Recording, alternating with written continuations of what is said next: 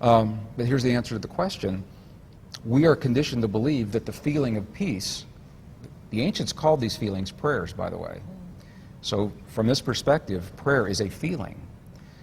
We're conditioned to believe that a prayer or a feeling is something that you do for a moment and then you stop. So while we're feeling peace, peace is out there, and then people stop that feeling, you get up and walk away, and everything goes back to the way it was. The essence of our most cherished traditions, the Judeo-Christian traditions, say it's not something you do, it's something you be. You become that peace. It's a feeling you hold in your body to the best of your ability throughout the day. When you're on the freeway going to work and in the office place, in the workplace, with your home, to the best of your ability, you feel that feeling of peace or of healing for your loved ones or of appreciation or gratitude. Those are the words in the English language that create the chemistry in our bodies, that's healing our bodies, and those are the words that allow that healing to move in the quantum world beyond our bodies into the world around us. So that feeling of peace, if we can hold that to our best of our ability as a way of life, rather than looking at it as something that we do, then that peace will sustain itself in the world around us. Okay, so let me take this directly to you, because you're someone out there that has all the scientific knowledge. You've travelled to so many continents. Well, yeah, the continents with the different indigenous and ancient cultures.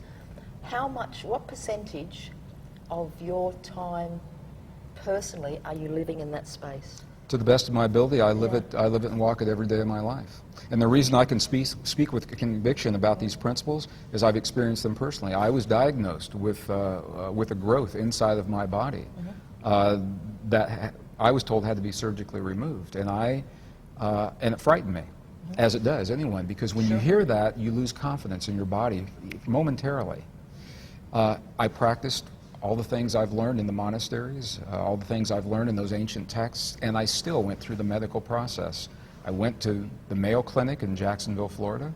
I was anesthetized. I went into the operating room, and the next thing I remember is I woke up and the doctor's looking at me and saying, "Why are you here? There's nothing in your body." And I said, "Well, I just wanted to check and make sure." And I was under anesthetic. I was mumbling something to him about the divine matrix and healing, and I'm sure it's nothing he wanted to hear, but the point is that I have personal experience with these principles. And the principle that heals our body is the same principle that creates peace in the world. The same thing, different level. It's all about what we're feeling in our hearts. Okay, it's 2 or 3 questions that are just yes. on that. So, are you saying that you no longer feel feelings of frustration or Absolutely upset? not. Or, absolutely, I feel those all the time. Those are all human experiences. The key, Robyn, is unresolved frustration, unresolved anger. That's where we get in trouble with our bodies. We all feel those are. We all feel them because they're signals telling us about our environment, what's happening in the world. We want to feel those. The key is when we do feel them to recognize what they're saying and what to do about them, what they mean to us personally, and to resolve and reconcile whatever it is that is being brought to our attention in that moment. So certainly I feel those things. Maybe I feel them less. It takes quite a bit. So when you say you feel them less, can you give some sort of a before and after example? Because at the end of the day, it's one thing sharing with people this information, and a lot of us out there are going, but I'm still doing this behavior, or I'm still doing this, or something's not working, or... Sure. I've never been a person with a lot of anger, so I may not be the best person to ask that question of.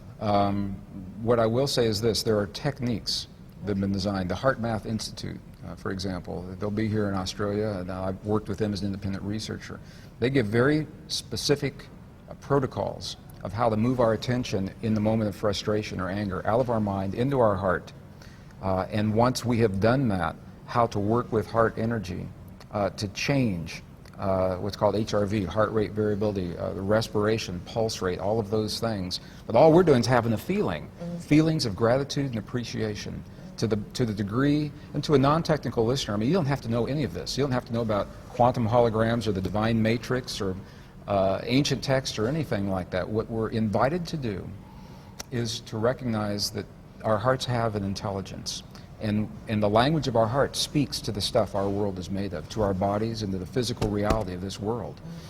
The world will mirror back what it is that we're feeling in our hearts. When we're feeling anger, hate, jealousy, rage, you're going to see it in your relationships, you're going to see it in your health, you're going to see it in your body. Intuitively, we know that. And the flip side works as well. The key is to hone that feeling of peace or of healing, to feel the things as if they've already happened, to feel the peace in our world as if it's already happened, or the healing in our loved ones as if that healing has already happened.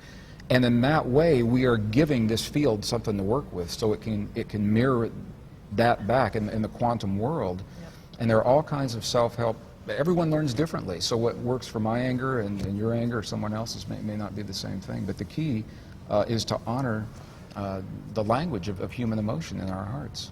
Okay, and we'll go to a break and come back to the last part of our program. And when we come back, I'd also like to talk about the power of forgiveness.